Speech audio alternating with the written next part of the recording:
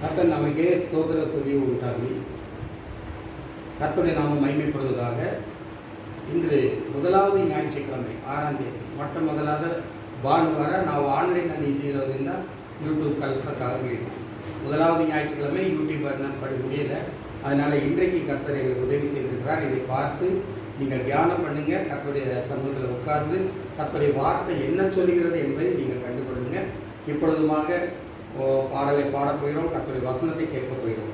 எல்லாரும் கண்களை மூடி கர்த்தரை ஸ்தோத்திரித்து இந்த இக்கட்டான நாட்களில் கர்த்தாவே உங்களுடைய வசனம் ஒன்றே எங்களை காப்பாற்றும். வசனத்தை அறிவீர்கள் கர்த்தாவே. வசனம் எங்களுக்கு ஆறுதலையும் தேர்தலையும் கொடுப்போம். அதை நாங்கள் பெற்றுக்கொள்ள கிருபைக்காரம் என்று கண்களை மூடி கைகளை உயர்த்தி நாங்கள் ஜெபிப்போம். பரிசுத்தமுள்ள பிதாவே உமக்கு நன்றி செலுத்துகிறோம். இந்த ஆராதனைக்காய் ஸ்தோத்திரம். முதலாவது ஞாயிற்றுக்கிழமை நாங்கள் ஆன்லைன் பண்ணதுனால எங்களால் யூடியூப் அனுப்ப முடியல.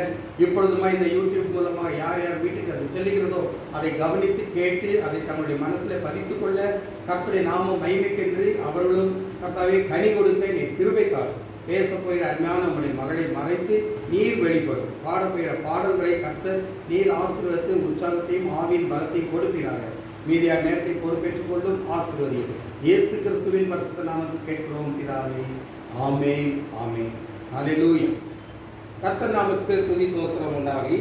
ಈಗ ನಾವು ಒಂದು ಹಾಡನ್ನು ಹೇಳ್ತೀವಿ. கர்த்தருடைய நாமத்துக்கு மகிமை உண்டாகும்படியாக ஒரு பாடலை நம்ம பாட போகிறோம்.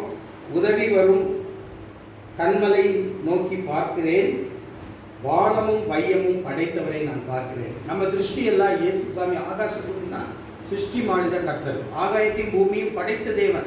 அவரை நோக்கி தான் நம்ம பார்க்கணுமே வெளியே மனுஷனை நோக்கி பார்க்க வேண்டிய அவசியம் இல்லை. அவங்களெல்லாம் ஒரு நோக்கத்தோடு நமக்கு ಉದವಿ செய்வாங்க.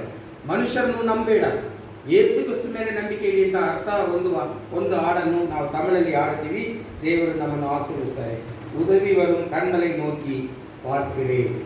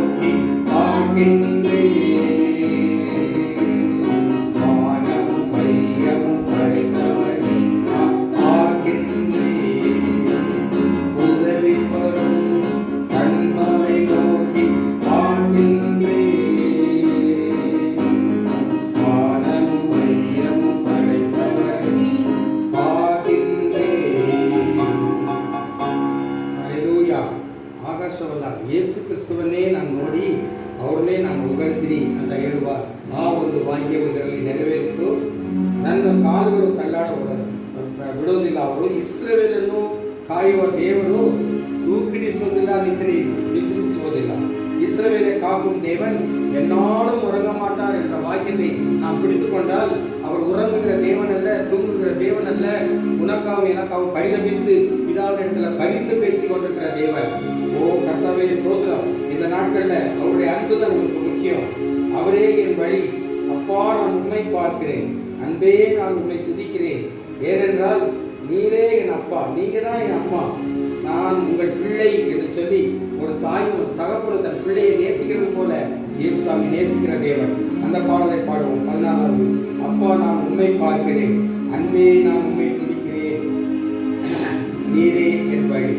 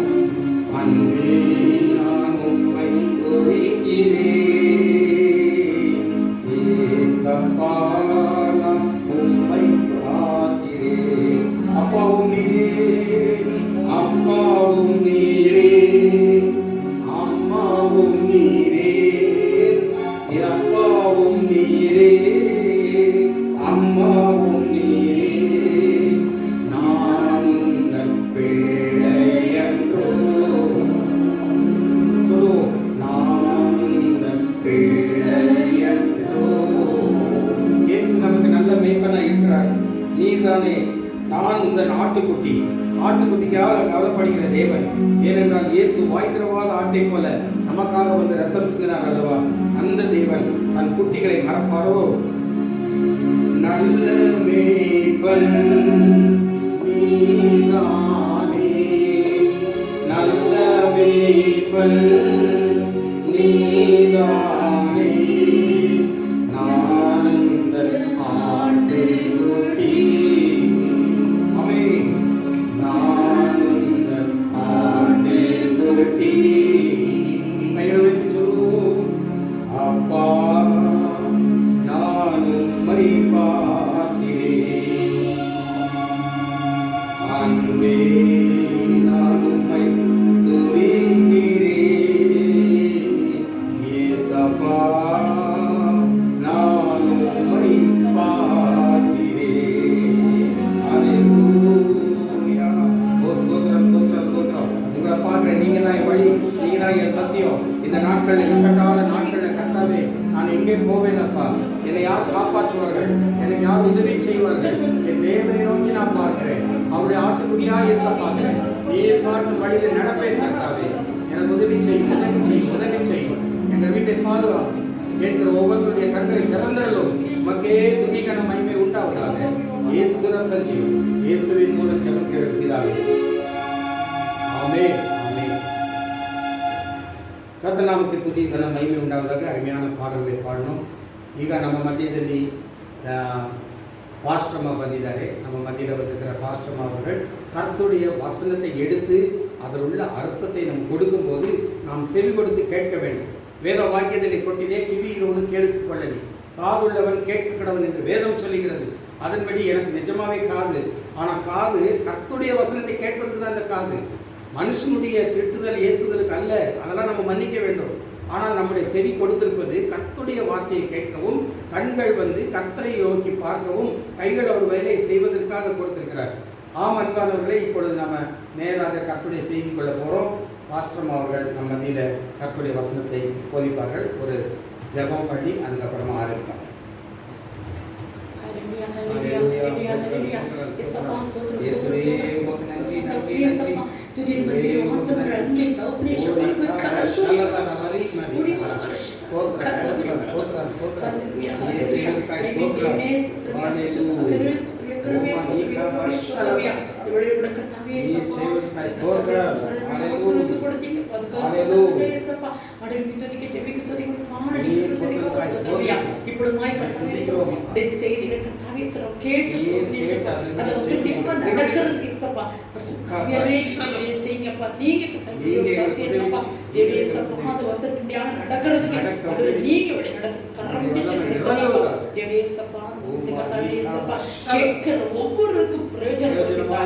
ஒவ்வொருக்கும் சத்தியத்தை சத்தியம் அறிந்து கத்தாவே அதன்படி நடக்கிறதுக்கு பொறுப்படுத்திக் கொள்ளுங்க. பிரசங்கத்துக்குடைய ஒவ்வொரு மூடி வழிநடத்த வேண்டும் என்று இயேசு கிறிஸ்து நடிக்கிறாவே.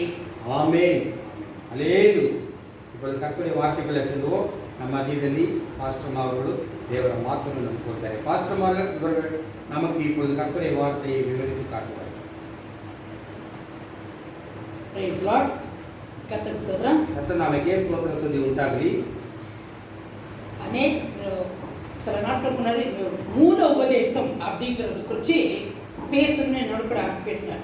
ಕೆಲವು ದಿವಸಗಳ ಮುಂಚೆ ಮೂಲ ಉಪದೇಶ ಅಂದರೆ ಮುಖ್ಯ ಉಪದೇಶ ಏನು ಅನ್ನೋದ್ರ ಬಗ್ಗೆ ದೇವರು ನನ್ನ ಹತ್ರ ಮಾತಾಡಕ್ಕೆ ಹೇಳಿದ್ರು. ஏன்னா வேதத்தின் பேசிக் பிரின்சிபல்ஸ் 10 நம்ம தெரிந்து கொள்ள வேண்டியது 10 ವೇದ ವಾಕ್ಯದಲ್ಲಿ ವೇದ ಪುಸ್ತಕದಲ್ಲಿ ಅತಿ ಮುಖ್ಯವಾಗಿ ನಾವು ತಿಳ್ಕೊಳ್ಳಬೇಕಾಗಿರುವ ಒಂದು ವಿಷಯ ಇದು. ಮೂಲ ಭಾಷೆ, ಮೂಲ ಅಸ್ತಿವಾರ, ಉಪದೇಶ. ಅದು ಮುಖ್ಯವಾಗಿರುವ ಉಪದೇಶ ಏನು? ಮೂಲ ಉಪದೇಶತೆ ಅನೇಕ ಉಪದೇಶವನ್ನು ಬೇಕಾದಷ್ಟು ಜನ ಈ ರೀತಿ ಹೇಳ್ತಾರೆ. தப்பாக அர்த்தம் பண்ணிட்டு ಅದನ್ನ ತಪ್ಪಾಗಿ ತಿಳ್ಕೊಂಡು அது சொல்றாங்க மூலத்தை திருப்பி போடாது அப்படின்ற வசனம் இருக்குது. ಈ ಮುಖ್ಯವಾಗಿರುವ ಉಪದೇಶವನ್ನು ಪದಿ ನೀವು ತಿರುಗಿಸಿ ಹಾಕಬೇಡಿ ಅಂತ ಬೇಕಾದಷ್ಟು ಜನ ಈ ತರ ನಮಗೆ ಬೋಧನೆ ಮಾಡ್ತಾರೆ. இப்போ நான் அந்த சரியான உபதேசம் நடக்கும்போது திருப்பி போட வேண்டிய அவசியமே இல்லை. ಆ ಉಪದೇಶ ಕರೆಕ್ಟ್ ಆಗಿದೆ, ಸರಿಯಾಗಿದ್ರೆ ಯಾಕೆ ನಾವು ತಿರುಗಿಸಿ ಹಾಕಬೇಕು? ಬೇಕಾಗಿಲ್ಲ. ஆனா அந்த உபதேசம் தப்பா நினைச்சிட்டு வாழ்ந்துட்டு இருக்கும்போது ಆ ಉಪದೇಶವೇ ತಪ್ಪಾಗಿದ್ರೆ அப்ப நம்ம அந்த உபதேசத்தை திருப்பி அவங்க மேல கூட சொல்ல வேண்டியது. ನಾವು ಅದನ್ನ ಮತ್ತೆ ಸರಿಯಾಗಿ ಮಾಡಿ ಸರಿಯಾಗಿರುವ ಉಪದೇಶವನ್ನು ಅವ್ರಿಗೆ ಹೇಳಬೇಕಾಗುತ್ತೆ. அப்ப அவங்க திருத்தி தங்கள் பரராஜ்யத்துக்கு சோதர வழியா மாற்ற முடியும். ಆಗ ಪ್ರತಿಯೊಬ್ಬರು ತಮ್ಮನ್ನು ತಿದ್ದುಕೊಂಡು ಪರಲೋರಾಜ್ಯಕ್ಕೆ ಅವರು ವಿಧೇಯರಾಗಬೇಕು. இப்ப இந்த ವಸಂತ ಹೆಡ್ಡಿಂಗ್ என்னன்னா, ಈಗ ನನ್ನ ಪ್ರಸಂಗದ ಒಂದು ಮುಖ್ಯವಾಗಿರುವ ಒಂದು ಕೀವರ್ಡ್ ಏನು ಅಂತ ಹೇಳಿದ್ರೆ ಮೂಲ ಉಪದೇಶ ತಿರುಗಿ போடக்கூடாது. ಮೂಲ ಉಪದೇಶವನ್ನು ಮತ್ತೆ ತಿರುಗಿಸಬೇಡ ಅಥವಾ ಅದನ್ನ ವಿದ್ಯಾಸವಾಗಿ ಬೋಧಿಸಬೇಡ. முழுமையான பிரசங்கத்தை கேட்டு ನೀವು ಪೂರ್ತಿ ಈ ಪ್ರಸಂಗವನ್ನು ನೀವು ತಿಳ್ಕೊಂಡು ಕೇಳಿಸಿಕೊಂಡು உங்களுக்கு ಪ್ರಯೋಜನವಾಗட்டும், ಅದು ನಿಮಗೆ ಪ್ರಯೋಜನವಾಗುತ್ತಂತ ಪವಿತ್ರ ಆತ್ಮನಿಂದ ನಾನು ತಿಳಿದುಕೊಂಡಿದ್ದೀನಿ. ಎಲ್ಲರೂ ವೇದ ಪುಸ್ತಕವನ್ನು ಈಗ ತೆಗೆದುಕೊಳ್ಳೋಣ. ಎಬ್ರೇಯರಿಗೆ ಬರೆದ ಸುವಾರ್ತೆ 6வது அதிகாரம் 6ನೇ ಅಧ್ಯಾಯ 1-2 ಹೀಬ್ರೂ ಚಾಪ್ಟರ್ 6ನೇ ಅಧ್ಯಾಯ 2 verse 6ನೇ ಅಧ್ಯಾಯ 1-2 ಓದೋಣ. ತಮಿಳಲ್ಲಿ ವಾಸಿக்கிறேன். ತಮಿಳಲ್ಲಿ ಓದಿ. எபிரேய 6வது அதிகாரம் 1-2 1-2. ஆகையால் ಆದರೆ கிறிஸ்துவை பற்றி சொல்லிய மூல ಉಪದೇಶங்களை ಕ್ರಿಸ್ತುವಿನ ಬಗ್ಗೆ ತಿಳಿದಿರುವ ಅಥವಾ ಹೇಳಿರುವ ಮೂಲ ಉಪದೇಶವನ್ನು ನಾವು ಅದನ್ನ ಬಿಟ್ಟು செத்த கிரியைகளுக்கு நீங்களாகும் ಸೆತ್ತೋಗಿರುವ ಕ್ರಿಯೆಗೆ ನೀಗಲಾಗಿ ಮನ ತಿರುಗುವುದು, தேவன் மேல் வைக்கும் விசுவாசம், ದೇವರ ಮೇಲೆ ಇಡುವ ವಿಶ್ವಾಸ, ಸ್ನಾನங்களுக்கு அடுத்த ಉಪದೇಶம், ವಿಶ್ವ ಸ್ನಾನಕ್ಕೆ ಆದರೆ ಅದಕ್ಕೆ ನೆಕ್ಸ್ಟ್ ಬರುವ ಒಂದು ಉಪದೇಶವು ಕೈகளை வைக்குதல், ತಲೆ ಮೇಲೆ ಕೈ ಇಡೋದು, ಮರಿತೋರಿ ಉಯಿತೆಳುದಲ್, ಸತ್ತಿರುವವರು ಮತ್ತೆ ಪುನರ್ತನ ಹೊಂದುವುದು, ನಿತ್ಯ ನ್ಯಾಯ ತೀರ್ಮಾನ ಎಂಬುದಾಗಿಯ என்பது ಬಗ್ಗೆ ಅಸ್ತಿವಾರத்தை ಈ ಅಸ್ತಿಭಾರವನ್ನು ಪಾಯವನ್ನು மறுபடியும் போடாமல் ಪದಿ ನೀವು ಹಾಕದೆ பூரணராகும்படி கடந்து போவோமாக. ಪೂರ್ಣರಾಗದಂತೆ ಕಡದು ಹೋಗಬೇಕು. ಹಲ್ಲೆಲೂಯಾ. இந்த மூல உபதேசத்தை ಈ ಮೂಲ ಉಪದೇಶವನ್ನು மறுபடியும் செய்ய வேண்டியதில்லை. ಪದಿ ನೀವು ಮಾಡುವುದು ಬೇಕಾಗಿಲ್ಲ. நம்ம அது கர்த்தருடைய வசனத்துல பூரணராகும்படி ನಾವು ದೇವರ ವಾಕ್ಯದಲ್ಲಿ ಪರಿಪೂರ್ಣರಾಗದಂತೆ கர்த்தருடைய ராஜ்ய சுதந்திர வழியா ದೇವರ ರಾಜ್ಯಕ್ಕೆ ಸ್ವತಂತ್ರಕಾರರಾಗಿ ನಾವು ಆಗಬೇಕು. இந்த மூல உபதேசத்துல ಈ ಮುಖ್ಯವಾಗಿರುವ ಮೂಲ ಉಪದೇಶ ಅಂತ ಹೇಳುವ ವಾಕ್ಯ 6 காரியங்கள் சொல்லப்பட்டது. 6 ವಿಷಯಗಳನ್ನು ನಮಗೆ ಹೇಳಿದ್ದಾರೆ. ಮೊದಲನೇದು ದೇವರ ಮನ ತಿರುಗುವುದು. ಅದರಲ್ಲಿ ಮುಖ್ಯವಾಗಿರೋದು ಮನ ತಿರುಗುವುದು. ರಿಪೆಂಟೆನ್ಸ್ ಅಂದ್ರೆ ಮನ ತಿರುಗು. அடுத்தது இரண்டாவது விசுவாசம். ಎರಡನೇದು ದೇವರ ಮೇಲೆ ಇಡುವ ನಂಬಿಕೆ ವಿಶ್ವಾಸ. ಫೇತ್. ಮೂರನೇದು ಫೇತ್. ಮೂರನೇದು ಸ್ನಾನங்களுக்கு அடுத்த உபதேசம். ದೀಕ್ಷಾ ಸ್ನಾನಕ್ಕೆ ಬರುವ ಒಂದು ಉಪದೇಶವು ಮೂರನೇದು. Doctrine of baptism. ದೀಕ್ಷಾ ಸ್ನಾನಕ್ಕೆ ಬರುವ ಒಂದು ಉಪದೇಶವು ಕೈகளை வைக்குதல். ತಲೆ ಮೇಲೆ ಕೈ ಇಟ್ಟು ಪ್ರಾರ್ಥಿಸುವುದು. Of laying on the hands. ಇನ್ನೊಬ್ಬರ ಮೇಲೆ ತಲೆ ಮೇಲೆ ಕೈ ಇಟ್ಟು ಪ್ರಾರ್ಥಿಸುವುದು. அடுத்தது ಆಮೇಲೆ ಮರಿತೋರು ಉಯಿರ್ತೆಳುದಲ್. ಸತ್ತವರು ಪುನರ್ತನ ಹೊಂದುವುದು ಐದನೇದು.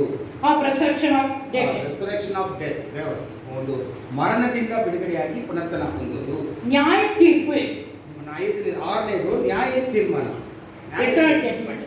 ಅದು ಬರುವ ಒಂದು ಕಡೆಯದಾಗಿ ಬರುವ ಒಂದು ದೇವರ ಜಡ್ಜ್ಮೆಂಟ್. ದಾರಿ ಕುರಿತು ಮುಳುಸಾಗಿ சொல்ல முடியாது. 6 ವಿಷಯಗಳು ನಾವು ಎಲ್ಲ ಬಿಡಿಸಿ ಹೇಳಬೇಕಾದ್ರೆ ಸಮಯ ಸಾಕಾಗೋದಿಲ್ಲ. இப்போ நான் 2 சொல்றேன். ಇವತ್ತು 2 ವಿಷಯಗಳು ಮಾತ್ರ ನಾನು ನಿಮಗೆ ಬಿಡಿಸಿ ಹೇಳ್ತೀನಿ. அடுத்தடுத்த நாட்கள்ல உங்களுக்கு இத பத்தி நிறைய பேசலாம். ದಿವಸಗಳಲ್ಲಿ ಮತ್ತೆ ಬೇರೆ ಬೇರೆ ವಿಷಯಗಳ ಬಗ್ಗೆ 6 ವಿಷಯಗಳು ಬನ್ನಿ ನಾನು ಮಾಡಿ ನಿಮಗೆ ಮುಗಿಸಕ್ಕೆ ಇಷ್ಟಪಡ್ತೀನಿ.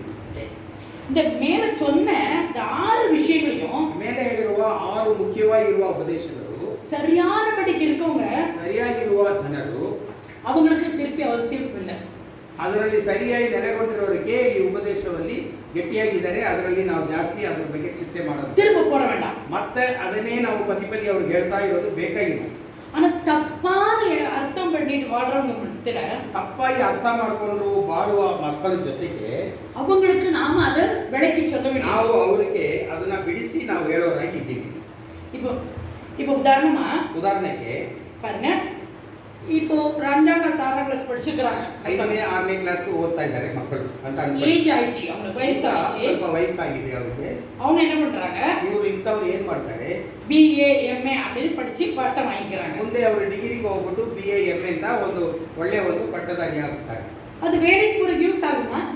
ಸುಮ್ಮನೆ ಈಗ ಓದಿದ್ದು ಅದು ಕೆಲಸಕ್ಕೆ ಹೋಗೋದಕ್ಕೆ ಸಾಧ್ಯವಿದೆಯಾ? ನಾವು பெருமை ಪಡ್க்கலாம். ನಾನು MA ಪಡ್ಕೊಳ್ತೀನಿ, ನಾನು ಇಂಥವನು ಅಂತ. நான் BA நான் MA ಓದಿದ್ದೀನಿ ಅಂತ MA ಪಡ್ಕೊಳ್ಳೋಕೆ ಉಪಯೋಗ ಆಗುತ್ತೆ. என் பேர் பக்கத்துல பட்டத்தை போட்டுக்கலாம். ನಾನು ನನ್ನ ಹೆಸರು ಹಾಕಿ ಅದರಲ್ಲಿ BA MA ಅಂತ ಹಾಕೊಳ್ಳೋಕೆ MA ಪಡ್ಕೊಳ್ಳೋದಕ್ಕೆ ಅಂತ ವಿಷಯ.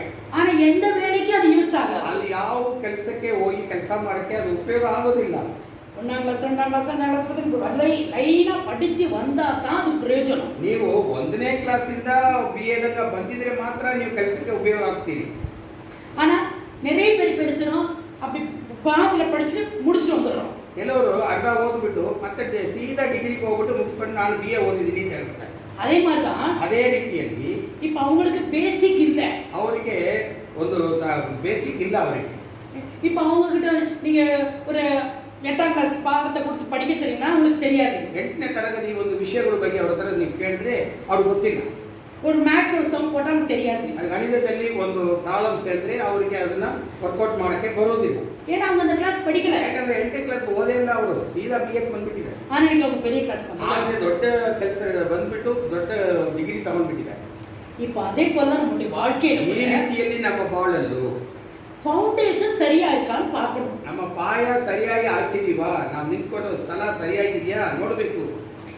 ಫೌಂಡೇಶನ್ ಸರಿ ಇಲ್ಲன்னா, ನಿಮ್ಮ ಪಾಯ ಸರಿ ಇಲ್ಲன்னா, ಅಸ್ಥಿವಾರವು ಅಥವಾ ಪಾಯ ಸರಿಗಿಲ್ಲ ಅಂತ ಹೇಳಿದ್ರೆ நான் ಅದು ಮೇಲೆ ಕಟ್ಟற ಬಿಲ್ಡಿಂಗ್ ಒಡೆஞ்சிடும். ಅದರ ಮೇಲೆ ಕಟ್ಟುವ ಕಟ್ಟಡಗಳು ಒಡೆದು ಬಿದ್ದೋಗುತ್ತೆ, ಕೂಸಿ ಬಿದ್ದೋಗುತ್ತೆ. ஒரு காத்து மழை வந்தா ஒரு இடி மின்னல் போய்டும். ಬಿರುಗಾಳಿ ಬಂದು ಮಳೆ ಬಂದ್ಬಿಟ್ರೆ ಅದು ನಿರ್ಮೂಲವಾಗುತ್ತೆ, ಆ ಬಿಲ್ಡಿಂಗ್ ಇರೋದೇ ಇಲ್ಲ ಅಲ್ಲಿ. என்னுடைய வாழ்க்கை கூட அப்படிதான். ನನ್ನ ಬಾಳು ಕೂಡ ಅದೇ ರೀತಿಯಲ್ಲಿ நான் சரியான வழியில நான் பேசிக் போட்டிருந்தேன்னா நான் அஸ்திபாரம் போட்டிருந்தேன். ನನ್ನ ಅಸ್ಥಿಭಾರವು ಅಥವಾ ನನ್ನ ಪಾಯ ಸರಿಯಾಗಿ ನಾನು ಗಟ್ಟಿಯಾಗಿ ಹಾಕಿ ಬಿಟ್ಟಿದ್ರೆ ಮಾತ್ರವೇ என்ன பிரச்சனை வந்தாலும் ஆண்டவருக்கு போக மாட்டேன். ಏನೇ ಆ ಕಟ್ಟಡಕ್ಕೆ ಏನೇ ಪ್ರಶ್ನೆ ಬಂದ್ರೂ ಅದು ಕೂಸು ಬಿಡೋದಿಲ್ಲ, ನಾನು ದೇವರು ಬಿಟ್ಟು ನಾನು ಹೋಗೋದಿಲ್ಲ. என்ன கஷ்டம் வந்தாலும் எப்படிப்பட்ட பிரச்சனை வந்தாலும் ನನಗೆ ಏನೇ ಪ್ರಶ್ನೆ ಏನೇ ಕಷ್ಟಗಳು ಬರಲಿ, இப்படி வந்தா கூட ನನ್ನ ಕತ್ತಿಗೆ ಬಂದರೂ ಪರವಾಗಿಲ್ಲ, நான் கர்த்தரோடு போவேன். ನಾನು ನನ್ನ ದೇವರಾದ ಯೇಸು ಕ್ರಿಸ್ತನನ್ನು ಬಿಟ್ಟು ಅಗಲೋದಿಲ್ಲ. ஏன் இன்னைக்கு நிறைய விசுவாசிங்க நிறைய ஊழியக்காரங்க ஏன் விழுந்துடுறாங்க? ಯಾಕೆ ಬೇಕಷ್ಟು ಸೇವಕರು ಬೇಕಷ್ಟು ವಿಶ್ವಾಸಿಗಳು ಯೇಸು ಸ್ವಾಮಿಯನ್ನು ಬಿಟ್ಟು ಬಿದ್ದೋಗುತ್ತಾರೆ? ஏன்னா அவங்களுக்கு பேசிக் அஸ்திபாரமே சரியில்லை. ಏಕೆಂದರೆ ಅವರ ಅಸ್ಥಿಭಾರವು ಅವರ ಪಾಯ ಸರಿಗಿಲ್ಲ. அதனால தான் அவங்களால பிரச்சனை தாங்க முடியல. ಅದರಿಂದ ಏನಾದರೂ ಪ್ರಶ್ನೆ ಬಂದ್ಬಿಟ್ರೆ ಅವರು ಬಿದ್ದೋಗರಾಗಿದ್ದಾರೆ ಬೇರೆ ಜನರಿದ್ದಾರೆ. ஆண்டவர் சொல்றாங்க, ನಮ್ಮ ಯೇಸು ಸ್ವಾಮಿ ಹೇಳೋ ಮಾತು 1 கொரிந்தியர் 1 ಕೊರಿಂಥಿಯರಿಗೆ 3 அதிகாரம் ಪತ್ರಿಕೆ 3ನೇ ಅಧ್ಯಾಯ 1 ಕೊರಿಂಥಿಯರಿಗೆ ತೆಗೆದುಕೊಳ್ಳೋಣ. 3ನೇ ಅಧ್ಯಾಯ 1 Corinthians 3rd chapter 13th verse. ಅದರಲ್ಲಿ 13ನೇ 1 கொரிந்தியர் 3 அதிகாரம் 13வது வசனம் 3:13 வாசிக்கிறேன். நம்மளಲ್ಲಿ ಓದ್ತಾರೆ. அவனவனுடைய வேலைப்பாடு வெளியாகும், ಅವನವನು ಕೈ ಕೆಲಸ ಅದು ಹೊರಗಡೆ ಬರುತ್ತದೆ, நாளானது அதை விளங்க பண்ணும். ದಿವಸಗಳು ಅದು ನಮಗೆ ತಿಳಿಸಿಕೊಡುತ್ತದೆ. ஏனெனில் ಯಾಕೆ ಅಂತ ಹೇಳಿದ್ರೆ அது அக்னினாலே வெளிப்படுத்தப்படும். ಅದು ಅಗ್ನಿಯಿಂದ ನಮಗೆ ತಿಳಿಸಿಕೊಡುತ್ತದೆ. அவனவனுடைய வேலைப்பாடு ಅವನವನು ಕೈ ಕೆಲಸವು எத்தன்மை உள்ளதென்று ಎಂತ ಒಂದು ದೃಷ್ಟಿಯಲ್ಲಿ ಇದೆ ಅಂತ ಹೇಳಿ அக்னி பரிசோதிக்கும். ಅಗ್ನಿ ಅದನ್ನ ಪರಿಶೋಧಿಸಿ ನಮಗೆ ಹೇಳುತ್ತದೆ. பாருங்க, ಈಗ ನೋಡಿ அவன் வேலை செய்யற அந்த அவங்க நம்ம என்ன மாதிரி நம்ம வேலை செஞ்சிருக்கோம், நம்ம என்ன மாதிரி வீடு கட்டிருக்கோம், ನಿಮ್ಮ ಕೈ ಎಂತದು ಯಾವ ರೀತಿಯಲ್ಲಿ ಆ ಮನೆಯನ್ನು ಮಾಡಿದೆ, ಯಾವ ರೀತಿ ನಿಮ್ಮ ಕೆಲಸಗಳಿದೆ ಅದು ನೋಡಿ. எப்படிப்பட்ட பேசிக் நம்ம வாழ்க்கையை கொண்டு வந்திருக்கிறோம். ಯಾವ ರೀತಿಯಲ್ಲಿ ನಮ್ಮ ಬಾಳನ್ನು ದೇವರೊಳಗೆ ತಗೊಂಡು ಬಂದಿದ್ದೀವಿ.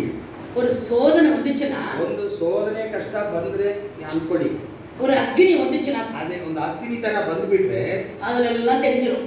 ಅದರಲ್ಲಿ ನಿಮ್ಮ ಬಂಡವಾಳ ಗೊತ್ತಾಗ್ಬಿಡುತ್ತದೆ. நான் கர்த்தருக்குள்ள நிலைச்சிருக்கிறேன்னா, ನಾನು ಯೇಸು ಸ್ವಾಮಿ ಒಳಗೆ ನೆಲೆಗೊಂಡಿದ್ದೀನ, இல்ல நான் ஓடி போயிட்டேனா, ಇಲ್ಲ ಯೇಸುವನ್ನು ಬಿಟ್ಟು ಅಗಲ್ದು ಹೋಗ್ಬಿಟ್ಟಿದ್ದೇನೆ. அப்ப நான் கர்த்தருக்குள்ள இருந்தேன்னா ನಾನು ಯೇಸು ಸ್ವಾಮಿ ಒಳಗೆ ಇದ್ರೆ ಮಾತ್ರವೇ நான் நிலைச்சிருப்பேன். ನಾನು ನೆಲೆಗೊಂಡಿರ್ತೀನಿ ಗಟ್ಟಿಯಾಗಿ. இல்லைன்னா ಅಥವಾ ನಾನು ಇಲ್ಲ ಅಂತ ಹೇಳಿದ್ರೆ நான் நிலைச்சிருக்க முடியாது. ನಾನು ಅದರಲ್ಲಿ ನೆಲೆಗೊಂಡಿರಕ್ಕೆ ಸಾಧ್ಯವಿಲ್ಲ. அதுதான் ಆದ್ದರಿಂದ 1 கொரிந்தியர் 3ஆம் அதிகாரம் 3ஆம் அதிகாரம் 14வது வசனம் 3:14 ಏನು ಹೇಳ್ತದೆ? அதின்மேல் ஒருவன் கட்டினது நிலைத்தால் ಇಂಥ ಪಾಯದ ಮೇಲೆ ಒಬ್ಬನು ಮನೆಯನ್ನು ಕಟ್ಟಿದರೂ ಅದು ನೆಲೆಗೊಂಡಿದ್ರೆ அவன் கூலியை பெறுவான். ಅವನು ತಕ್ಕದಂತೆ ಕೂಲಿಯನ್ನು ಹೊಂದಿಕೊಳ್ಳುತ್ತಾನೆ. நான் கட்டினது சரியா இருந்தா தான் எனக்கு ஆசீர்வாதம் வந்து ನನಗೆ ಯಾವಾಗ ಆಶೀರ್ವಾದ ನನಗೆ ಕೂಲಿ ಸಿಕ್ಕತ್ತಂದ್ರೆ ನಾನು ಕಟ್ಟಿದ ಮನೆ ಅದು ನ್ಯಾಯವಾಗಿ ನಿಯತ್ತಾಗಿರ್ಬೇಕು, ಅವಾಗಲೇ ನನಗೆ ಕೂಲಿ ಸಿಕ್ಕತ್ತೆ. ஒரு ஒரு சின்ன கதை ஒன்று சொல்ல இஷ்டப்படுறேன். ಒಂದು ಕಥೆಯನ್ನು ನಾನು ನಿಮಗೆ ಹೇಳಿ ತಿಳಿಸುತ್ತೀನಿ. இது நடந்ததுதான், ஆனா நம்மளுக்கு கதையா வந்து கொஞ்சம் மாத்தி ನಡೆದಿರುವ ವಿಷಯವನ್ನು ಕಥೆಯ ತರ ನಾನು ನಿಮಗೆ ಹೇಳ್ತೀನಿ. ஒரு கர்த்தர் அறியாத ஒருத்தர் ஆண்டுக்கு அப்பதான் வந்திருக்கிறாங்க. ಯೇಸು ಸ್ವಾಮಿನ ಅರಿಯದೇ ಇದ್ದವರು ಆಗ ತಾನೇ ಯೇಸು ಸ್ವಾಮಿ ಒಳಗೆ ಬಂದವರು. அவருக்கு ஒரு வீடு கட்ட ரொம்ப ஆசையா இருந்துச்சு. ಅವರಿಗೆ ಮನೆ ಒಂದು ಕಟ್ಟಬೇಕು ಅಂತ ತುಂಬಾ ಆಸೆ ಬಂದ್ಬಿಟ್ಟು அவர் சார் நான் ஒரு பெரிய வீடு கட்டணும், ಅವರು ನಾವು ಒಂದು ದೊಡ್ಡ ಮನೆಯನ್ನು ಕಟ್ಟಬೇಕು, ஆனா அந்த வீடு ரொம்ப ஸ்ட்ராங்கா ಆ இருக்கணும், ಮನೆ ತುಂಬಾ ಗಟ್ಟಿಯಾಗಿರ್ಬೇಕು. ஏன்னா இப்பெல்லாம் அப்பப்போ பூகம்பம் வருது, அப்பப்போ சுனாமி வருது. ಈಗ ಯೋಚನೆ ಮಾಡಿ, ಭೂಕಂಪ ಬಂದ್ಬಿಡುತ್ತೆ, ಸುನಾಮಿ ಬಂದ್ಬಿಡುತ್ತೆ, ಮಳೆ ಬಂದ್ಬಿಡುತ್ತೆ ಇತ್ತೀಚೆಗೆ. அதனால எதுலையுமே அது வந்து அசையாம நிலைச்சு நிக்கணும். ಆ ರೀತಿ ಏನಾದರೂ ಬಂದರೂ ಅದು ಗಟ್ಟಿಯಾಗಿ ನೆಲೆಗೊಂಡಿರ್ಬೇಕು ಅಂತ ವಿಧವಾದ ಒಂದು ಮನೆಯನ್ನು ಕಟ್ಟುತ್ತೀನಿ. அதுக்கு நான் என்ன செய்யலாம், ಇದಕ್ಕೆ ನಾನು ಏನು ಮಾಡಬೇಕು ಅಂತ ಯೋಚಿಸ್ತಾ ಇದ್ದೆ. நான் எப்படி வீடு கட்டலாம் ಯಾವ ರೀತಿ ಮನೆ ಕಟ್ಟಿದ್ರೆ ಇಂಥದ್ರಲ್ಲಿ ನೆಲೆಗೊಂಡಿರುತ್ತದೆ ஒரு யோசிச்சுட்டேன். ಈ ತರ ಅವನು ಯೋಚಿಸ್ತಾ ಇದ್ದ. சரி, நம்ம பட்டணத்துக்கு போய் நம்ம இந்த பொருள்லாம் வாங்கணும் அப்படின்னு சொல்லும்போது ನಾವು ಒಂದು ಪಟ್ಟಣಕ್ಕೆ ಹೋಗಿ ಅಲ್ಲಿ ಹೋಗಿ ಇದಕ್ಕೆ ಬೇಕಾದ ಒಂದು ವಸ್ತುಗಳೆಲ್ಲ ತಗೊಂಡ್ ಬರೋಣ ಅಂತ ತೀರ್ಮಾನ ಮಾಡಿದ. சர்ச்சில் போய் ப்ரேயர் பண்ணிட்டு போகலாம். ನಾವು ಚರ್ಚಿಗೆ ಹೋಗಿ ಪ್ರಾರ್ಥನೆ ಮಾಡಿ ಆಮೇಲೆ ಹೋಗಿ ಎಲ್ಲ ಕೊಂಡ್ಕೊಳ್ಳೋಣ ಅಂತ ಅನ್ಕೊಂಡಿದ್ದ. அங்க சர்ச்சில் பாஸ்டர் பிரசங்கம் பண்ணிருக்காரு. ಈಗ ಚರ್ಚಿಗೆ ಹೋದ್ರೆ ಅಲ್ಲಿ ಪಾದ್ರಿ ಏನ್ ಮಾಡ್ತಾ ಇದ್ದಾರೆ, ಪಾಸ್ಟರ್ ಪ್ರಸಂಗ ಮಾಡ್ತಾವ್ರೆ. அவர் பிரசங்கம் பண்ண வசனம் என்ன, ಅವರು ಪ್ರಸಂಗ ಮಾಡಿದ ವಾಕ್ಯ ಏನು ಅಂತ ಹೇಳಿದ್ರೆ அதே 1 கொரிந்தியர் ಅದೇ 1 ಕೊರಿಂಥಿಯರು 3ನೇ ಅಧ್ಯಾಯದಲ್ಲಿ 11வது வசனம் 11ನೇ ವಾಕ್ಯದಲ್ಲಿ ಹೇಳ್ತಾ ಇದ್ದಾರೆ. என்ன சொன்னா அந்த பிரசங்கம் அவர் அந்த வசனத்தை சொல்லி பிரசங்கம் ಅವರು பண்றாரு. ಈ ವಾಕ್ಯವನ್ನು ಅವರಿಗೆ ಬಂದಿರೋದು ಅವರು ಅದೇ ತರ ಪ್ರಸಂಗ ಮಾಡ್ತಾ ಇದ್ದಾರೆ. என்னன்னா ಏನಂತ ಓದಿರಿ, போடப்பட்டிருக்கிற அஸ்திபாரம் ஆகிய ಹಾಕಿರುವ ಆ ಅಸ್ಥಿಭಾರ ಪಾಯದಂತೆ இயேசு கிறிஸ்துவை அல்லாமல் ಯೇಸು ಕ್ರಿಸ್ತವನ್ನು ಬಿಟ್ಟು வேறு அஸ்திபாரத்தை போட ಬೇರೆ ಅಸ್ತಿಭಾರವನ್ನು ಹಾಕುವುದಕ್ಕೆ ஒருவனாலும் கூடாது. ಒಬ್ಬನ ಕೈಯಲ್ಲಿ ಸಾಧ್ಯವಿಲ್ಲ. ஏன்னா இயேசு கிறிஸ்து தான் அஸ்திபாரம். ಯೇಸು ಕ್ರಿಸ್ತುವೇ ನಮ್ಮ ಮನೆಗೆ ಪಾಯವಾಗಿ ಬಂದಿದ್ದಾರೆ. இயேசு கிறிஸ்து மேல நீங்க கட்டினீங்கன்னா ಯೇಸು ಕ್ರಿಸ್ತುವಿನಿಂದ ಹೇಳಲ್ಪಡುವ ಪಾಯದ ಮೇಲೆ ನಿಮ್ಮ ಮನೆಯನ್ನು ನೀವು ಕಟ್ಟಕ್ಕೆ ಶುರು உங்க ಮಾಡಿ. வீடு, உங்க குடும்பம், உங்க வாழ்க்கை நிலைச்சு ಆಗ நிற்கும். ನಿಮ್ಮ ಕುಟುಂಬ ನಿಮ್ಮ ಮನೆ ಅದರಲ್ಲಿ ನೆಲೆಗೊಂಡಿರುತ್ತದೆ. அப்படின்னு அவர் பிரசங்கம் பண்ணார். ಈ ರೀತಿ ಪಾಸ್ಟರು ಅಲ್ಲಿ ಪ್ರಸಂಗ ಮಾಡ್ತಾ ಇದ್ದಾರೆ ಇವನು ಹೋಗಿದ್ದ ಸಮಯದಲ್ಲಿ. இவருக்கு ரொம்ப சந்தோஷம். ಇವರಿಗೆ ತುಂಬಾ ಸಂತೋಷವಾಯಿತು. நான் எதை யோசித்து வந்தனோ ஆண்டவர் எனக்கு அப்படியே கொடுத்துட்டாரு. ನಾನು ಯಾವುದನ್ನು ತಿಳ್ಕೊಂಡು ಇಲ್ಲಿ ಬಂದಿದ್ದೀನೋ ಅದೇ ತರ ಅವ್ರ ಪ್ರಸಂಗವು ನನಗೆ ಬಂದ್ಬಿಟ್ಟಿದೆ ಅಂತ ತುಂಬಾ ಖುಷಿ ಪಟ್ಟರು. நான் என் வீடு ஸ்ட்ராங்கா இருக்கும்னு ஆசைப்பட்டேன். ನಾನು ನನ್ನ ಮನೆ ಸ್ಟ್ರಾಂಗ್ ಆಗಿ ಇರಬೇಕು, ಗಟ್ಟಿಯಾಗಿರ್ಬೇಕು ಅಂತ ಅನ್ಕೊಂಡಿದ್ದೀನಿ, ಆಸೆ ಪಟ್ಟಿದ್ದೀನಿ. பாஸ்டர் அதே பிரசங்கம் பண்ணிட்டாங்க. ಆಸ್ತಿ ಕೂಡ ಅದೇ ವಾಕ್ಯವನ್ನು ಹೇಳಿ ನನಗೆ ತಿಳಿಸ್ಬಿಟ್ಟಿದಾರಲ್ಲ. எனக்கு தெரிஞ்சிச்சு இப்போ. ಈಗ ನನಗೆ ಚೆನ್ನಾಗಿ ಒಂದು ವಿಷಯ ಗೊತ್ತಾಯ್ತು. எப்படி அந்த அஸ்திபாரம் போடணும் ಅಸ್ತಿವಾರವನ್ನು ಪಾಯವನ್ನು ಯಾವ ತರ ಹಾಕಬೇಕು ಅಂತ ನನಗೆ ತಿಳಿದು ಬಿಟ್ಟಿದೆ. அப்படின்னு ரொம்ப சந்தோஷமா போயிட்டாரு. ಈಗ ಸಂತೋಷವಾಗಿ ಮನೆಗೆ ವಾಪಸ್ ಹೋದ್ರು. கடைக்கு போனார். ಅಂಗಡಿಗೆ ಹೋದ್ರು. அங்க போயிட்டு ஜீசஸ் போட்டோ ஒன்று வாங்கினார். ಯೇಸು ಸ್ವಾಮಿಯನ್ನ ಒಂದು ಫೋಟೋವನ್ನು ತೆಗೆದು ಕೊಂಡ್ಕೊಂಡ್ರು. அப்ப பார்த்தாரு ஒரு போட்டோ பத்தாது. ಒಂದು ಫೋಟೋ ಸಾಕಾಗೋದಿಲ್ಲ, ஒரு 10 போட்டோ கொடுங்கன்னு ಒಂದು கேட்டார். 10 ಫೋಟೋ ಇದೇ ತರ ನನಗೆ ಕೊಡ್ರಿ ಅಂತ ಫೋಟೋ 10 போட்டோ வாங்கிட்டு வந்தார். 10 ಫೋಟೋ ಯೇಸು ಸ್ವಾಮಿ ಫೋಟೋನ ಕೊಂಡ್ಕೊಂಡು ಬಂದವರು. வீட்டுக்கு போனார். ಈಗ ಮನೆಗೆ ಹೋದ್ರು. சரி இப்ப ஃபவுண்டேஷனுக்கு எல்லாம் குடி எல்லாம் தோண்டாச்சு. ಪಾಯ ಹಾಕೋದಕ್ಕೆ ಅಲ್ಲಿ ಎಲ್ಲ ಅಗದಿದ್ದಾರೆ. ಅಲ್ಲಿ ನಿಮಗೆ இப்ப கம்பி எல்லாம் கட்டி சிமெண்ட் போட்டு வைக்கணும். ಕೆಳಗಡೆ ಕಂಬಿ ಹಾಕಿ ಸಿಮೆಂಟ್ ಹಾಕಿ ಅಲ್ಲಿ ಮುಚ್ಚಬೇಕು. சிமெண்ட் போட்டு கம்பி வைக்கும் போது வந்தாங்க. ಕಂಬಿ ಹಾಕಿಬಿಟ್ಟು ಬಂದರು. கம்பி ಹಾಕಕ್ಕೆ ಕಂಬಿ ಹಾಕಕ್ಕೆ ಬಂದಿದ್ದಾರೆ ಜನ. ஒரு நிமிஷம் இருக்கு. ಇರಿ ಎಲ್ಲ ಕಂಬಿ ಎಲ್ಲ ಇವಾಗ ಕಟ್ಟಬೇಡಿ. நான் ஒரு வேலை செய்யணும். ಒಂದು ಕೆಲಸ ನಾನು ಮಾಡಬೇಕು, ಆಮೇಲೆ ನಿಮ್ಮ ಕೆಲಸವನ್ನು ಮಾಡಿ. ஏன்னா என் வீடு ரொம்ப ஸ்ட்ராங்கா இருக்கு. ಯಾಕಂದ್ರೆ ನನ್ನ ಮನೆ ಸ್ಟ್ರಾಂಗ್ ಆಗಿರಬೇಕು, ಗಟ್ಟಿಯಾಗಿರಬೇಕು. நேரா போயிட்டு வந்து ಸೀದಾ ಹೋಗಿ ஒவ்வொரு குடிக்குள்ளையும் ஒரு ஜீசஸ் போட்டோ வச்சார். ಪಾಯಕ್ಕೆ ಅಗದಿರುವ ಪ್ರತಿಯೊಂದು ಹಳ್ಳದಲ್ಲೂ ಯೇಸು ಸ್ವಾಮಿ ಫೋಟೋವನ್ನು ಅಲ್ಲಿ ಇಟ್ಬಿಟ್ಟು ಬಂದರು. இப்ப கம்பி வச்சு கட்டுங்க. ಈಗ ಅದರ ಮೇಲೆ ಕಂಬಿ ಹಾಕಿ ಆಮೇಲೆ ಕಟ್ಟಿದ್ರು. ஏன் இப்படி செய்றீங்க அப்படி கேட்டோம். ಅಲ್ಲಿ ಇರೋರು ಏನು ಹೇಳಿದ್ರು, ಏನಕ್ಕೆ ಸರ್ ಈ ತರ ಮಾಡ್ತಾ ಇದ್ದೀರಾ? பாஸ்டர் சொன்னாரு, ಮಾಸ್ಟರ್ ನನಗೆ ಚೆನ್ನಾಗಿ ತಿಳಿಸ್ಬಿಟ್ಟಿದ್ದಾರೆ. இயேசுவின் மேல நீங்க வீடு கட்டினாதான் நிலைச்சிருக்கு. ಯೇಸು ಕ್ರಿಸ್ತುವಿನ ಒಂದು ಅಸ್ತಿವಾರ ಮೇಲೆ ನಿಮ್ಮ ಮನೆಯನ್ನು ಕಟ್ಟಿದ್ರೆ ನೆಲೆಗೊಂಡಿರುತ್ತೆ ಅಂತ ಹೇಳ್ಬಿಟ್ಟಿದ್ದಾರೆ. அதுக்காக நான் சிட்டில இருந்து இந்த போட்டோலாம் கொண்டிருக்கேன். ಅದಕ್ಕೋಸ್ಕರ ಇಷ್ಟು ಫೋಟೋಗಳು ತಂದಿದ್ದೀನಿ. ಯೇಸು ಸ್ವಾಮಿ ಅಲ್ಲಿದ್ದಾರಲ್ಲ ಅವ್ರ ಮೇಲೆ ಪಾಯ ಹಾಕ್ರಿ. அப்புறம் இயேசு கீழே வச்சிருக்க அது மேல வீடு கட்டுறேன். ಯೇಸುವನ್ನು ಕೆಳಗಡೆ ಇಟ್ಟಿದ್ದೀನಿ, ಅದರ ಮೇಲೆ ಪಾಯ ಹಾಕಿ ಮನೆ ಕಟ್ಟಿದ್ದೀನಿ. கொஞ்சம் யோசித்து பாருங்க. ಈಗ ನೀವೇ ಚಿಂತಿಸಿ ನೋಡಿ, பாஸ்டர் என்ன சொன்னாங்க? ಮಾಸ್ಟರ್ ಹೇಳಿದ ಮಾತು ಏನು? இயேசு கிறிஸ்துங்கிற அவர் மேல வீட கட்டுங்கன்னு ಯೇಸು சொன்னாங்கன்னா ಕ್ರಿಸ್ತನ ಹೇಳಲ್ಪಡುವ ಎಂಬ ಒಂದು ಅಸ್ತಿವಾರದ ಮೇಲೆ ನಿಮ್ಮ ಮನೆಯನ್ನು ಕಟ್ಟಿರಿ ಅಂತ ವಾಕ್ಯ இவர் என்ன நினைக்கிறாரு? ಆದ್ರೆ ಇವರು ತಿಳ್ಕೊಂಡ ವಿಷಯ ಏನು? இயேசுன்ற போட்டோ மேல வச்சிட்டாரு. ಯೇಸು ಕ್ರಿಸ್ತ ಹೇಳುವ ಆ ಫೋಟೋದ ಮೇಲೆ ನಮ್ಮ ಮನೆಯನ್ನು ಕಟ್ಟಣ. இப்ப நிறைய பேர் அப்படிதான் இருக்கிறாங்க. ಇವತ್ತು ಬೇಕಾದಷ್ಟು ಜನ ಈ ರೀತಿನೇ ಇದ್ದಾರೆ ತಿಳ್ಕೊಳ್ಳೋದು. கர்த்தருடைய வேத வசனத்து மேல உங்களுக்கு நம்பிக்கை ಬೇರೆ காட்டணும். ವಾಕ್ಯದ ಮೇಲೆ ದೃಢವಾದ ನಂಬಿಕೆಯನ್ನ ತಿಳ್ಕೊಂಡಿಲ್ಲ ಅವರು. கர்த்தருடைய வசனத்து மேல ஜெபம் பண்ணணும் நம்பிக்கை எல்லாம் கிடையாது. ವೇದ ವಾಕ್ಯವನ್ನು ಯಾವ ತರ ನಂಬಬೇಕು ಅಂತ ಅದ್ರ ಮೇಲೆ ನಂಬಿಕೆ ಇಟ್ಟಿಲ್ಲ. அதுக்கு பதிலா ಅದ್ರ ಬದಲಾಗಿ இயேசு கிறிஸ்து போட்டோ வச்சிருக்காங்க. ಯೇಸು ಕ್ರಿಸ್ತುವಿನ ಫೋಟೋವನ್ನು ಅಲ್ಲಲ್ಲಿ ನೇತಾಕ್ಬಿಡ್ತಾರೆ. அப்புறம் பெரிய பெரிய ஊழியக்காரங்க போட்டோ வச்சுக்கிறாங்க. ದೊಡ್ಡ ದೊಡ್ಡ ಪರಿಶುದ್ಧವಾದ ಫೋಟೋಗಳನ್ನು ಮನೆಯಲ್ಲಿ ಹಾಕೊಳ್ಳೋದ್ರಲ್ಲಿ ಹೆಮ್ಮೆ ಪಟ್ಕೊಳ್ತಾರೆ. ஏன்னா அவங்க எல்லாம் நம்மள காப்பாத்துவாங்கன்னு நினைச்சுக்கிறாங்க. ಯೇಸುವಿನ ಒಂದು ದೊಡ್ಡ ಸೇವಕರು ಹತ್ರ ಹೋಗಿ ಪ್ರಾರ್ಥನೆ ಮಾಡಿದ್ರೆ ನಮ್ಮನ್ನು ಕಾಪಾಡ್ತಾರೆ ಅಂತ ಅವರಿಗೆ ಒಂದು ಯೋಚನೆ. ஏன்னா நிறைய பேர் அப்படிதான் நினைச்சிட்டு இருக்காங்க. ಇವತ್ತು ಎಷ್ಟೋ ಜನ ಈ ರೀತಿನೇ ಇದ್ದಾರೆ. கர்த்தரை விட்டுட்டாங்க. ನಮ್ಮ ದೇವಾದಿ ದೇವರನ್ನು ಬಿಟ್ಟು ಬಿಟ್ಟು ஆனா ஆண்டவர் ரட்சித்த ஜனங்களை நம்பிட்டு இருக்காங்க. மனுஷனை பிரியப்படுத்திருக்காங்க. ಮನುಷ್ಯರನ್ನು ಅವರು ಇಷ್ಟಪಟ್ಟು ಖುಷಿಪಡಿಸ್ತಾರೆ. ಇವು ಆಕಾಶವನ್ನು ಉಂಟು ಮಾಡಿದ ದೇವರ ಮೇಲಿರುವ ನಂಬಿಕೆಯನ್ನು ಕಳ್ಕೊಂಡು ಬಿಡ್ತಾರೆ. இப்ப இவரை சொல்லுங்க, நீங்க இவர் சரியான அஸ்திவாரம் போட்டுக்கிறாரா? ಈಗ ನಾವು ಒಂದು ವ್ಯಕ್ತಿ ಬಗ್ಗೆ ಹೇಳಿದಿಲ್ಲ, ಅವ್ರು ಹಾಕಿದ ಪಾಯ ಕರೆಕ್ಟಾ ಇಲ್ವಾ? இப்ப இவருடைய மூல உபதேசம் சரியா இருந்துச்சா? ಈಗ ಇವರಿಗೆ ಹೇಳಿರುವ ಮುಖ್ಯವಾಗಿರುವ ಉಪದೇಶ ಕರೆಕ್ಟ್ ಆಗಿತ್ತ? அப்ப இவருக்கு நீங்க சொல்லணுமா வேண்டாமா? ಇವರಿಗೆ ಯಾವ ಉಪದೇಶ ಬಗ್ಗೆ ನಾವು ಚೆನ್ನಾಗಿ ತಿಳ್ಕೊಳ್ಬೇಕು? ஐயோ மூல உபதேசம் திருப்பி போடாதீங்க. ಮುಖ್ಯವಾಗಿರುವ ಉಪದೇಶವನ್ನು ಪದಿ ಹಾಕಬೇಡಿ ಅಂತ ವೇದವಾಕ್ಯದ ಬಗ್ಗೆ ಪಾಸ್ಟರ್ ಹೇಳ್ತಾರೆ. அவரே சர்ச்சில் பெரிய ஆளு, ಚರ್ಚಲ್ಲಿ ಅವರೇ ದೊಡ್ಡವರು ಹೇಳಿರೋದು. நிறைய பேரோட தான், நிறைய பேர் பெரிய பெரிய பாஸ்டர்ஸ், மூப்பர்கள், குருமார்கள் நிறைய பேர் இருக்கிறாங்க. ಎಷ್ಟೋ ಜನ ದೊಡ್ಡ ಪರಿಶುದ್ಧವಾನ್ಗಳು ಇದ್ದಾರೆ. அவங்க எல்லாருமே ಅವರೆಲ್ಲ ಏನ್ ಹೇಳ್ತಾರೆ? ஆலயத்துல பெரிய பெரிய பொசிஷன்ல இருக்கிறாங்க. ಆಲಯದಲ್ಲಿ ದೊಡ್ಡ ಪೋಸ್ಟ್ ಅಲ್ಲಿ ಅವರು ಉಪದೇಶ ಮಾಡೋರಾಗಿದ್ದಾರೆ. ஆனா பேசிக் பிரின்சிಪಲ್ಸ್ விட்டுட்டாங்க. ಆದರೆ ಅಲ್ಲಿರುವ ಮುಖ್ಯವಾಗಿರುವ ಉಪದೇಶವನ್ನು ಬಿಟ್ಟು ಮಿಕ್ಕದೆಲ್ಲ ಬೋಧಿಸ್ತಾರೆ. இப்ப பாருங்க, மூல உபதேசம் முதல் காரியம் என்னது? ಮೊದಲಾಗಿ ನಾವು ನೋಡಿದ ಮೂಲ ಉಪದೇಶ ಉಪದೇಶ ಅಂದ್ರೆ ಮುಖ್ಯ ಉಪದೇಶ ಏನು? மனம் திரும்பு. ಮನ ತಿರುಗಿರಿ ಅನ್ನೋದು ಮುಖ್ಯ. மனம் திரும்புதல திரும்ப திரும்ப போடாதன்னு சொன்னாரு. ಮನ ತಿರುగు ಅಂತ ಪದಿ ಪದಿ ಅದನ್ನೇ ಬೋಧಿಸ್ತಾ ಇರೋದು ನೀನು ಬೇಡ.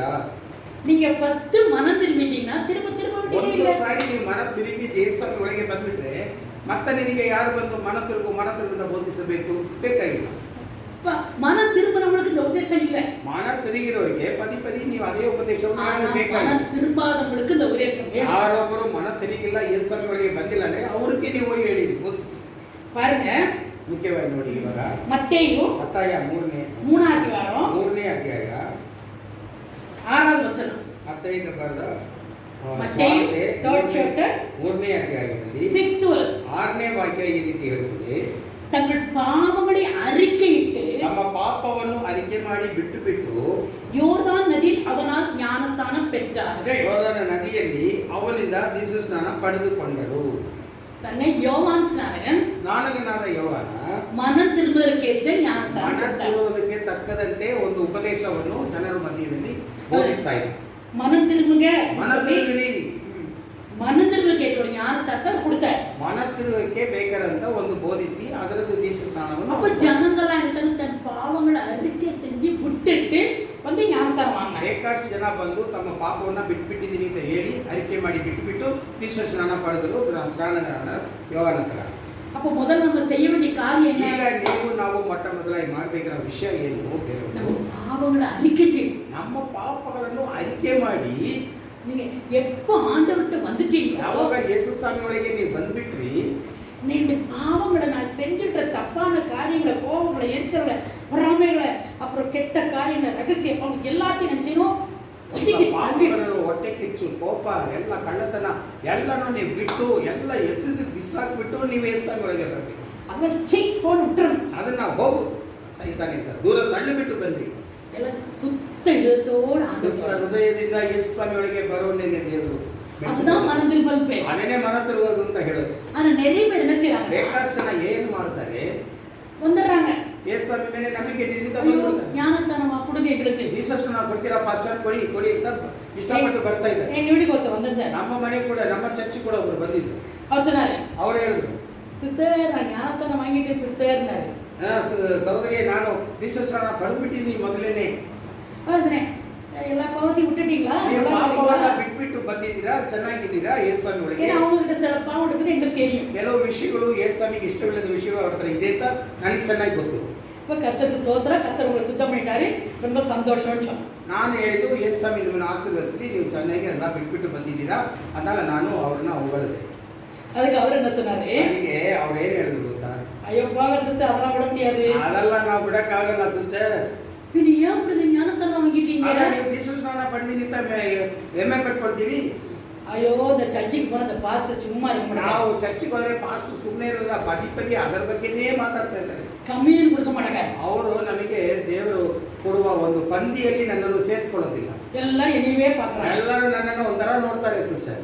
சரி என்ன பண்றது? அதான் போய் ஞானஸ்தானம் வாங்கிட்டு ಅದಕ್ಕೆ ಏನ್ ಮಾಡೋದು, ಸರಿ ಕೊಡ್ರಿ ಪರವಾಗಿಲ್ಲ ಅಂತ ಹೇಳಿ ಏನೋ ಮಾಡಿ ತಗೊಂಡ್ಬಿಟ್ಟೆ ನಾನು ದೀಕ್ಷಾಸ್ನಾನ. நாங்களும் ಆಗ ನಾನು ಹೇಳಿದ ಮಾತು, ஏன் பிரதர் டோக்கன் கடை அது ನೀವು ತಗೊಂಡಿರೋದು ಟೋಕನ್ ಕಾರ್ಡ್ ತರ ಇದೆ. பரலோக போகுது காட்டின ನಾನು ಹೊಂದಿಕೊಂಡಿದ್ದೀನಿ ಅಂತ ಅಲ್ಲಿ ತೋರ್ಸಕ್ಕೋಸ್ಕರ ತಗೊಂಡಿದ್ದೀರಾ? நீங்க இது இந்த பூமியில செல்லும். ಈ ಭೂಮಿಯಲ್ಲಿ ಮಾತ್ರ ಅದಕ್ಕೆ ಒಂದು ಮರ್ಯಾದೆ ಇದೆ. ஏன்னா மனுஷரை நீங்க பிரியப்படுத்த மாதிரி, ಮನುಷ್ಯರು ಮೆಚ್ಚಿಕೊಳ್ಳೋಕ್ಕೋಸ್ಕರ ನೀವು ತಗೊಂಡಿದ್ದೀರಿ. ஆனா கர்த்தரை பிரியப்படுத்த முடியாது. ಯೇಸು ಸ್ವಾಮಿನ ಮೆಚ್ಚಿಕೊಳ್ಳದಂತೆ ಮಾಡಕ್ಕೆ ಈ ಒಂದು ದೀಕ್ಷಾಸ್ನಾನ ಉಪಯೋಗ ಇಲ್ಲ. நீங்க ஞானஸ்தானம் வாங்கி ஒரு பிரயோஜனம் இல்லை. ನೀವು ದೀಕ್ಷಾಸ್ನಾನ ಪಡೆದು ಯಾವ ಉಪಯೋಗವೂ ಇಲ್ಲ ಅದಕ್ಕೆ.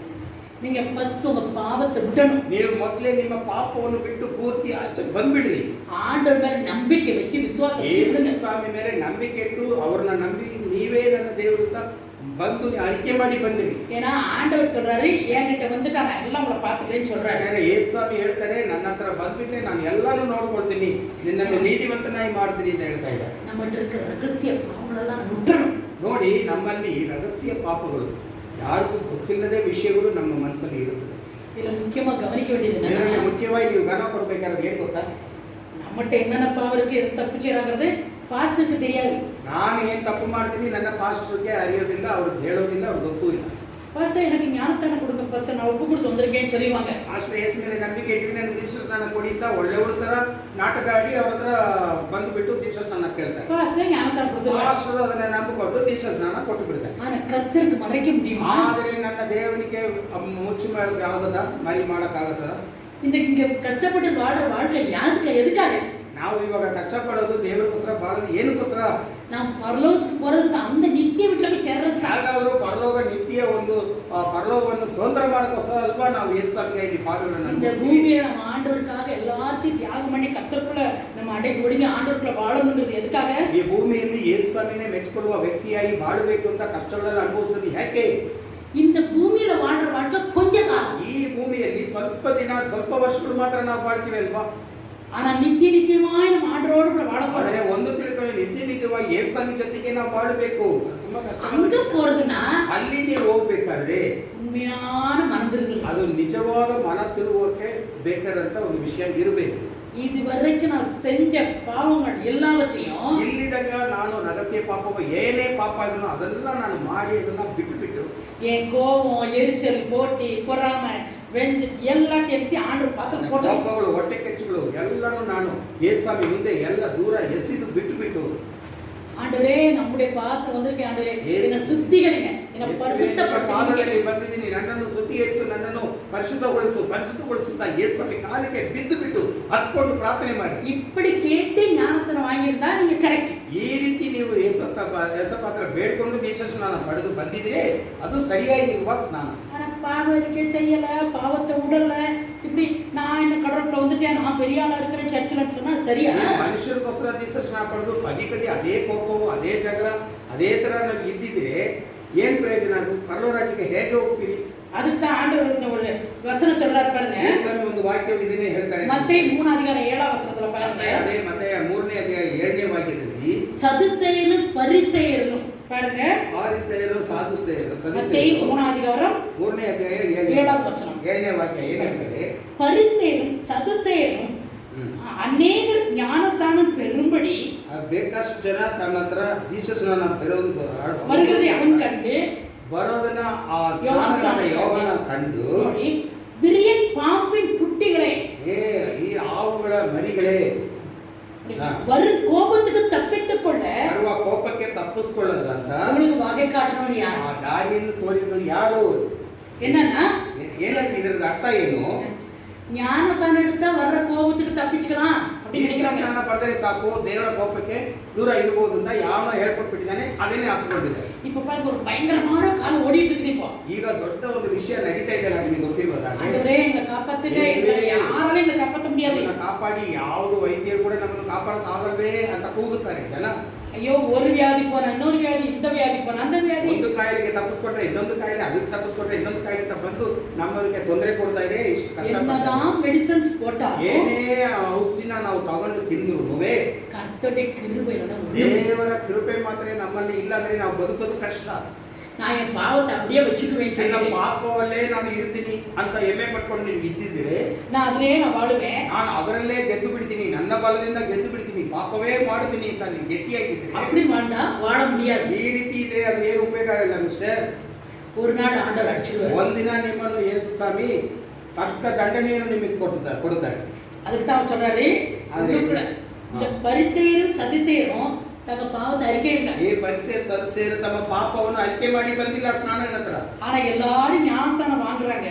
ಎಲ್ಲರೂ ದೀಕ್ಷಾ ಸ್ನಾನ ಪಡೆಯಕ್ಕೆ ಸ್ನಾನದ ಹತ್ರ ಓಡಿ ಬರ್ತಾರಲ್ಲ, நாமளும் வாங்கிக்கலாம். ಅವ್ರ ಜೊತೆಗೆ ನಾವು ಹೋಗಿ ಹೇಗಾದ್ರೂ ಪಡೆದು ಬಿಡೋಣ ಅಂತ ಬಂದಿದ್ರು. ஏன் நாளைக்கு ஏதாவது பிரச்சனை வந்தா நம்ம தப்பிச்சுக்கலாம்ல. ನಾಳೆ ಏನಾದರೂ ಬಂದಿದ್ರೆ ನಾವು ತಪ್ಪಿಸ್ಕೊಳ್ಳಕ್ಕೆ ಸಾಧ್ಯವಿದೆ ಅಂತ ಆದರನೇ ಅವರು ನಂಬಿಕೊಂಡು ಬಂದ್ಬಿಟ್ಟಿದ್ದಾರೆ. அவங்க இருதயத்தின் நினைவை பார்த்த யோவான் சொன்னாரு, ಹೃದಯದಲ್ಲಿ ಅವರಿಂದ ಕೆಟ್ಟ ಚಿಂತೆಯನ್ನು ಹೊಂದಿರೋದನ್ನ ಸ್ನಾನಗಾರನ ಯೋಗನ ತಿಳ್ಕೊಂಡು ಏನ್ ಹೇಳ್ದ? விரியன் பாம்பின் குட்டிகளே, ಓ ನೀವು ಆವುಗಳನ್ನ ಮರಿಗಳೇ ಅಂತ ಕರೆದ. உங்களுக்கு கோபத்துக்கு தப்பிச்சுக்க ஐடியா பண்றீங்க. ದೇವರ ಕೋಪಕ್ಕೆ ತಪ್ಪಿಸ್ಕೊಳ್ಳಕ್ಕೆ ಇದೇ ದಾರಿ ಅಂತ ಯಾರು ಹೇಳ್ಕೊಟ್ಟಿದ್ದು? பாருங்க, இந்த பரிசேயர் சதுசேயர் இவங்கெல்லாம் ஆலயத்துல அங்க எருசலேம் தேவாலயத்துல பெரிய பெரிய போஸ்ட் இருக்கிறவங்க. ಪರಿಸೇಯರು ಸದಸ್ಯರು ಆಲಯದಲ್ಲಿ ದೊಡ್ಡ ದೊಡ್ಡ ಒಂದು ಪೋಸ್ಟ್ ಅಲ್ಲಿ ಅವರು ವಹಿಸೋರಾಗಿದ್ದಾರೆ. நியாயசாஸ்திரிகள் இருக்காங்க, ನ್ಯಾಯಶಾಸ್ತ್ರಿಗಳು ಇದ್ದಾರೆ, ಅದರಲ್ಲಿ பைபிள் படிக்கிறவங்க, ಬೈಬಲ್ ಓದುವ ಬೈಬಲ್ ಸ್ಕಾಲರ್ಸ್ கோயில்கள் இருக்கிறாங்க, ಅವರು ದೇವರ ಹಾಡುಗಳು ಹೇಳುವ ಬಯಲಿದ್ದಾರೆ. ஆலயத்துல பெரிய பெரிய பொசிஷன்ல இருக்கிறாங்க. அவங்க ಆಲಯದಲ್ಲಿ ದೊಡ್ಡ ದೊಡ್ಡ ಪೋಸ್ಟ್ ಅಲ್ಲಿ ಇರುವ ಜನರೇ ಇವರು. ஆனா பேசிக் இல்ல. ಆದ್ರೆ ಅವರ ಅಸ್ತಿವಾರ ಹೇಗಿದೆ ಅದೇನೇ ಇಲ್ಲ. அவங்க நாங்கெல்லாம் பெரிய ஆளு, நாங்க சபை மூப்பர்னு சொல்லி ನಾವೆಲ್ಲ ಚರ್ಚಲ್ಲಿ ದೊಡ್ಡ ಪೋಸ್ಟ್ ಅಲ್ಲಿ ಇದ್ದೀವಿ, ನಮಗಿನ ಮಿಂಚಿನವನು ಯಾರಿದ್ದಾನೆ?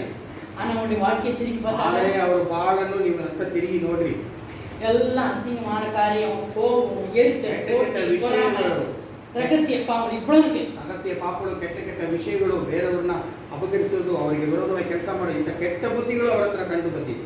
அவங்களை எப்படி பரலோகத்துக்கு கொண்டு போக முடியும்? ಹೇಗೆ ದೇವರು ಅವ್ರನ್ನ ಪರಲೋಕ ರಾಜ್ಯಕ್ಕೆ ಕರೀತಾರೆ, ಹೋಗ್ತಾರೆ. பூலோகத்துல உள்ள மனுஷனை பிரியப்படுத்தினா, ಭೂಮಿಯಲ್ಲಿರುವ ಮನುಷ್ಯರು ಮೆಚ್ಚಿಕೊಳ್ಳದಂತೆ ನಡೆದರೆ மனுஷனை விட்டு தான் போகணும். ಮನುಷ್ಯರ ಬಿಟ್ಟು ನಾವು ಹೋಗ್ತೀವಲ್ಲ, ಅವ್ರನ್ನ ಬಿಟ್ಟು ಹೋಗ್ಬೇಕು.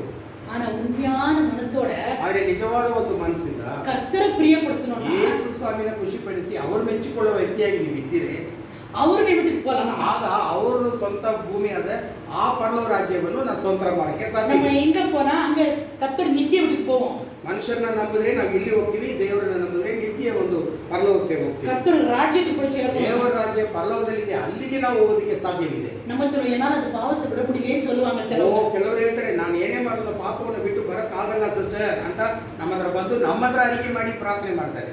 ஆனா என்னைக்காவது ஒரு நாள், ಆದ್ರೆ ಯಾವತ್ತಾದ್ರೂ ಒಂದು ದಿನ ஆண்டவரே அந்த பாவம் செய்யறேன், என்னால விட முடியல ஆண்டவரே எனக்கு ஹெல்ப் பண்ணுங்கன்னு கேட்டுக்கீங்களா? ಯೇಸುವೇ ನಾನು ಈ ಪಾಪವನ್ನು ಬಿಟ್ಟು ಬಿಡ್ತೀನಿ ತಂದೆಗೆ ಅಂತ ಹತ್ಕೊಂಡು ಯಾರಾದ್ರೂ ದೇವರ ಹತ್ರ ಬೇಡ್ಕೊಂಡಿದ್ದೀರಾ, ಅರಿಕೆ ಮಾಡಿದ್ದೀರಾ? என்ன மன்னிச்சிடுங்க ஆண்டவரே, எல்லாம் சுத்தம் பண்ணுங்கன்னு கேட்டுக்கீங்களா? ನಾನು ಕ್ಷಮಿಸ್ಬಿಡಿ ಅಂತ ಹೇಳಿ ನನ್ನ ಶುದ್ಧೀಕರಿಸು ಅಂತ ಹೇಳಿ ಯಾರಾದ್ರೂ ನಾವು ದೇವರ ಹತ್ರ ಡೈರೆಕ್ಟ್ ಆಗಿ ಮಾತಾಡಿದೀವಾ? ஏன்னா இயேசு என்ன சொல்றாருன்னா, ಯಾಕಂದ್ರೆ ಯೇಸು ಸ್ವಾಮಿ ಏನು ಹೇಳ್ತಾರೆ ಚೆನ್ನಾಗಿ ತಿಳ್ಕೊಳ್ಳಿ. 1 யோவான் 1 ಯೋಹಾನ 1ನೇ ಅಧ್ಯಾಯದಲ್ಲಿ 7ஆம் வசனத்துல, 7ನೇ ವಾಕ್ಯ ನಿಮ್ಗೆ ಗೊತ್ತಿದೆ. 7ஆம் வசனம் நடுவுல என்ன சொல்லுவீங்க? ಮಧ್ಯದಲ್ಲಿರೋದು ಮಾತ್ರ ನಾನು ಹೇಳ್ತೀನಿ.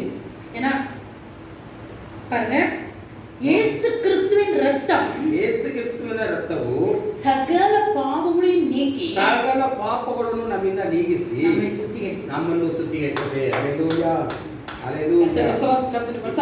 ಯೇಸು ನಾಮಕ್ಕೆ ಸ್ತೋತ್ರ ಸ್ತುತಿ ಉಂಟಾಗಲಿ. அப்ப இயேசு கிறிஸ்துவின் ரத்தம் ಯೇಸು ಕ್ರಿಸ್ತುವಿನ ರಕ್ತವೇ ஓட சுத்தம் பண்ணும். ಸಕಲ ಪಾಪಗಳಿಂದ ಬಿಡಿಸಿ ನಿಮ್ಮನ್ನು ಶುದ್ಧೀಕರಿಸುತ್ತದೆ. நம்மளால சுத்தம் பண்ணிக்க முடியாது. ನೀವು ಯಾರು ದೊಡ್ಡವರು ಬಂದು ನಿಮ್ಮ ಪಾಪವನ್ನು ನೀಗಿಸೋದಕ್ಕೆ ಸಾಧ್ಯವಿಲ್ಲ. நம்மளால நம்ம பாவத்தை விட முடியாது. ನಮ್ಮಿಂದ ನಮ್ಮ ಪಾಪವನ್ನು ಬಿಟ್ಟು ಅಗಲೋದಕ್ಕೆ ಸಾಧ್ಯವಿಲ್ಲ. நம்ம கோபத்தை எரிச்சல் எதையும் விட முடியாது. ನಮ್ಮ ಕೋಪಗಳನ್ನು ಹೊಟ್ಟೆ ಕಿಚ್ಚುಗಳನ್ನು ಬಿಟ್ಟು ಬರಕ್ಕೆ ಸಾಧ್ಯವಿಲ್ಲ ನಮ್ಮ ಕೈಯಲ್ಲಿ.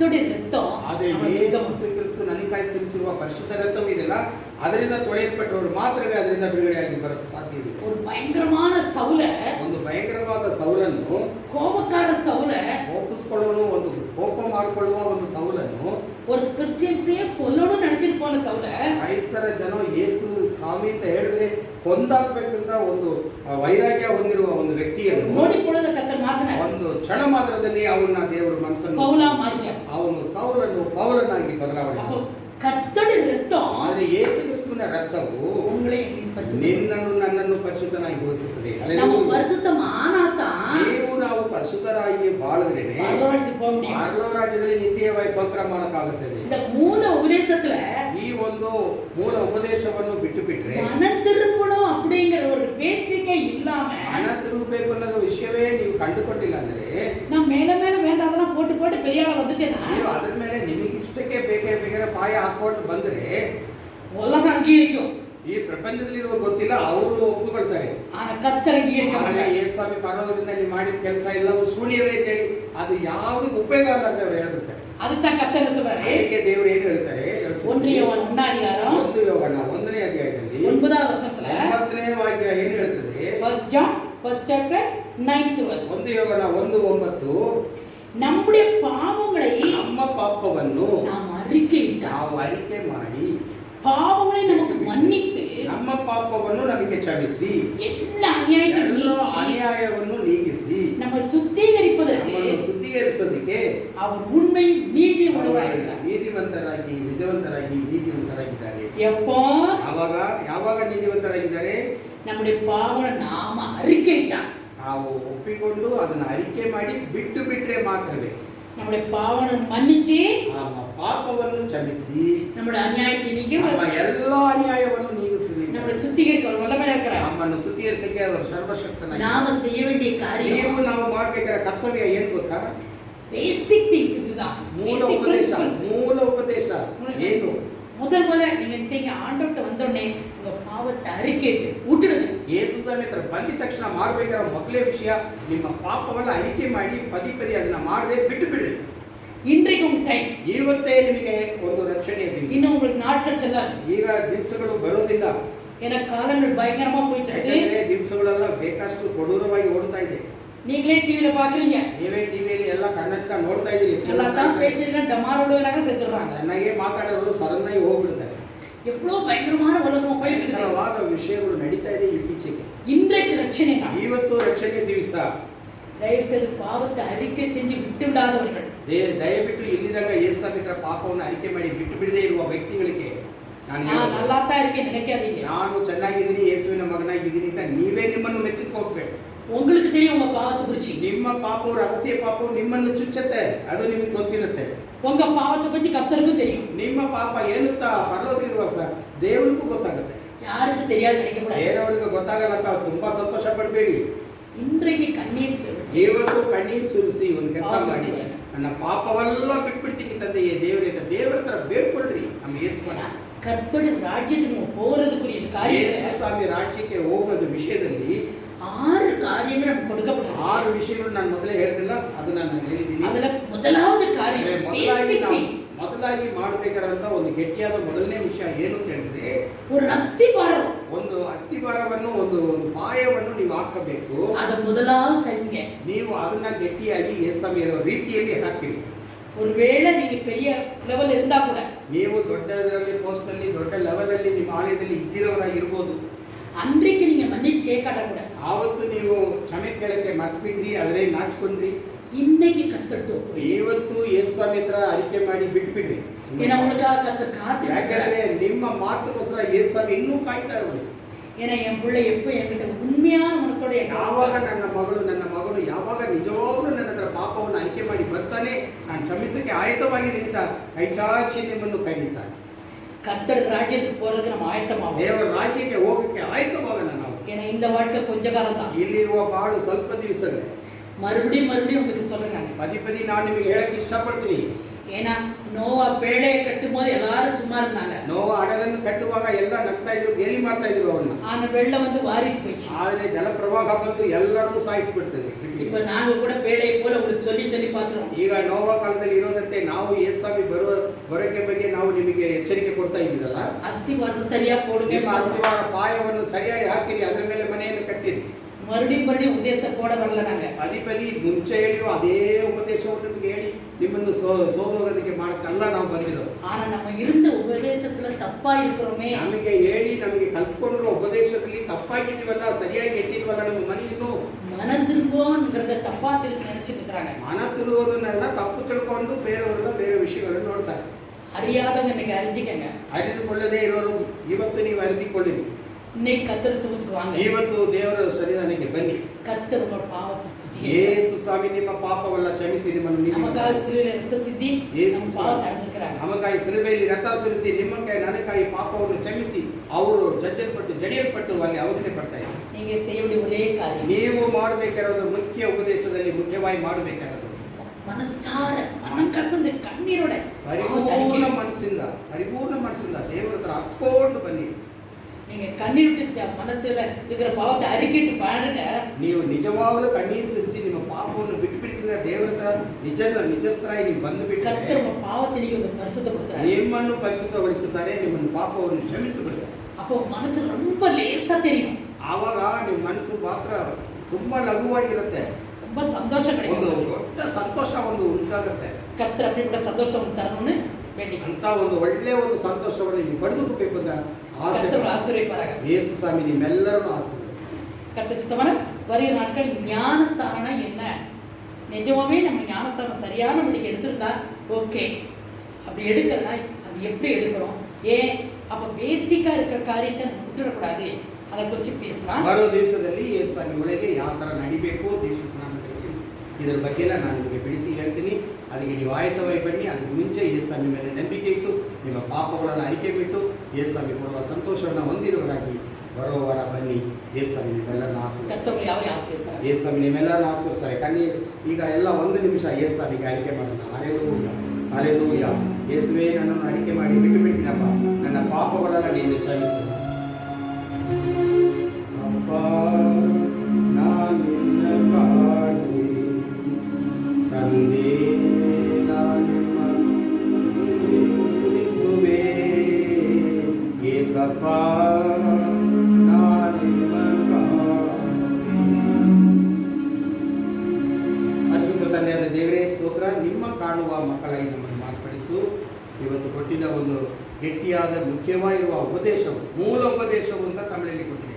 ಮುಖ್ಯವಾಗಿರುವ ಉಪದೇಶದಲ್ಲಿ ಗಟ್ಟಿಯಾಗಿ ನಾವು ನಿಂತ್ಕೊಳ್ಳಿಕ್ಕೆ ಕೃಪೆ ಮಾಡಿ, ಯೇಸು ಸ್ವಾಮಿಯಿಂದ ಹೇಳಿಕೊಳ್ಳುವ, ಯೇಸು ಕ್ರಿಸ್ತು ಅಂತ ಹೇಳಿಕೊಡುವ ಒಂದು ಪಾಯದಲ್ಲಿ ನಾವು ಮನೆಯನ್ನು ಕಟ್ಟಿರೋರಾಗಿ ಬುದ್ಧಿಶಾಲಿಗಳಾಗಿ ಮನೆ ಕಟ್ಟಕ್ಕೆ ಕೃಪೆ ಮಾಡಿ.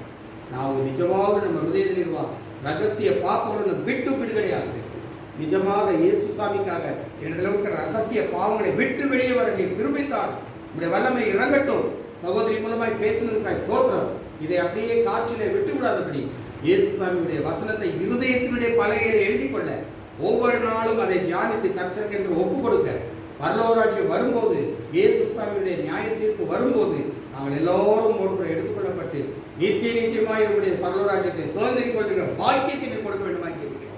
ಎಲ್ಲ ಸ್ತೋತ್ರ ಸ್ತುತಿಗಳು ನಿಮ್ಮ ಒಬ್ಬರಿಗೆ ಸಲ್ಲಿಸ್ತೀವಿ. ನಿಮ್ಮುடைய ನಾಮಕ್ಕೆ ಮಹಿಮೆ ಉಂಟಾಗட்டும். ಎಲ್ಲ துதிகரமும் ನಿಮ್ಮ ஒருவருக்கே செலுத்துகிறோம். இயேசு கிறிஸ்துவின் மூலம் ஜெபம் கேளும் பிதாவே, ஆமென். என் ஆத்துமாவே கர்த்தரை ஸ்தோத்திரி, என் முழு உள்ளமே பரிசுத்த நாமத்தை ஸ்தோத்திரி. என் ஆத்துமாவே கர்த்தரை ஸ்தோத்திரி. கர்த்தர் செய்த சகல உபகாரங்களில் ஒன்றை